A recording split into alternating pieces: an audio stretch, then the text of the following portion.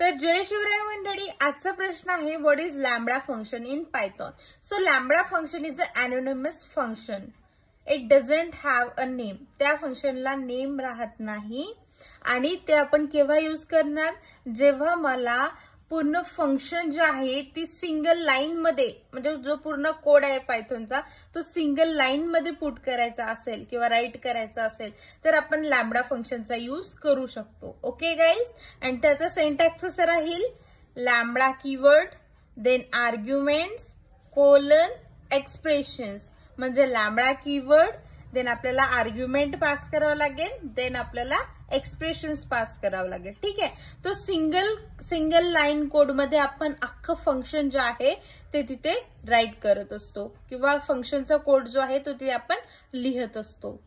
Clear guys? तर कसं logic असावं तर असं. तर भेटूया आपण उद्या नेक्स्ट इंटरव्ह्यू क्वेश्चन मध्ये. तोपर्यंत स्टे ट्यून.